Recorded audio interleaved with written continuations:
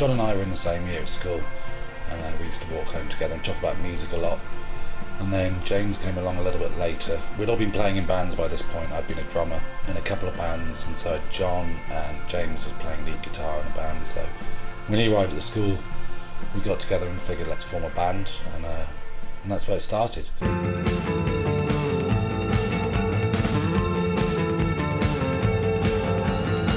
The name Blind Mr. Jones came from John, our drummer. He was just doodling on a school notebook and wrote down the first two songs from the Talking Heads album, Naked. The first song's Blind, second one is Mr. Jones. We didn't really want a single syllable name because there were so many around at the time, like Lush, Blur, Ride.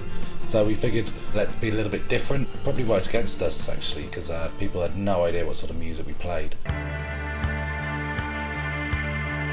The three-piece became a four-piece. Rich Moore joined.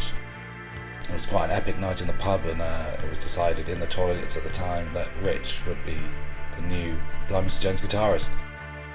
Once Rich joined, actually, the dynamic changed because he actually started writing his own songs that we would play in a live environment. Before, John and I had done a lot of recording and writing, but we'd never actually thought about playing it live. So that was a sort of a new step. You know, when Rich arrived, that's when the band really sort of took off. The first time we thought we actually might be onto something big in a good way, it was the writing over my head. It was a weird one because it was the bass line and the guitars. We still don't know what the actual chords are because it was never really written down. It was a jam that turned into a song. It was quite influenced by Bewitched, the song by Wedding Present, with the quite loud stuff. Obviously Pixies were big in our world at the time, and that's when people started to take notice of us.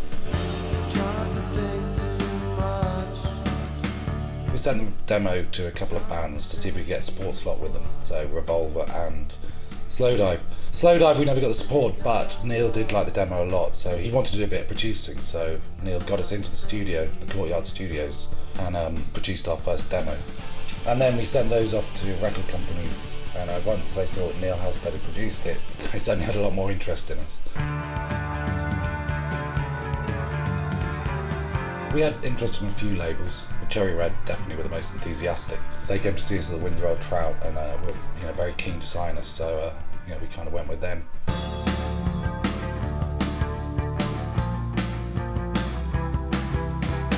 We went into the studio to do our first EP, the Eyes Wide EP, and again Neil Halstead was heavily involved with that.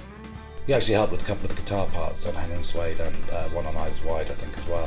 It was a very exciting time for us to be in the studio. The Courtyard Studios were something special as well. They were residential, so it meant you could go away and actually sort of live in the studio environment for a little while, which was totally new to us because before we'd only recorded at home and in our bedrooms on 4-tracks and stuff. So to actually immerse yourself completely in the recording process was fantastic, and you could write on the hoof and you could try ideas out in a proper studio environment, which meant that it was very clear, very transparent, very quickly whether something was going to work or not.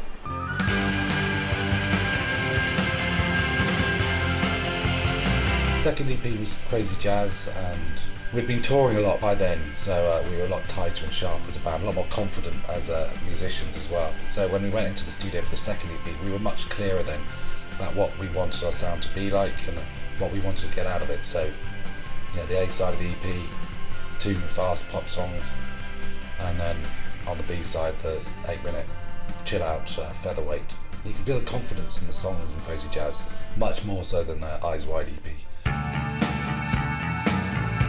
After another few weeks of touring, we eventually went into the studio for 12 days, I think it was 10 days, to record the album Stereo Musicale. By now we were quite familiar with the recording process, so we weren't intimidated at all. And we had the songs generally written before we went in. Chris Hufford was a big part of the recording process as well, our producer. He was obviously very experienced, so he was a guiding hand for us basically, for working out what sort of sounds we could use and what would work well together. Not so much the writing, but certainly the layering of sounds. He was a big part of that.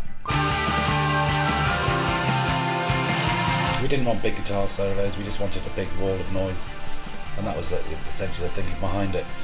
And then we had these little instrumental sort of 1-2 minutes which we recorded all in one live session. Interspersed them on the album, just a bit of light relief from some of the longer songs, the louder, more intense songs. Stereo Musicale seems to have stood the test of time. It's definitely a 90s sound, but I think that sound is still very popular today. And it's amazing to think that a whole new generation is going to get to hear it for the first time.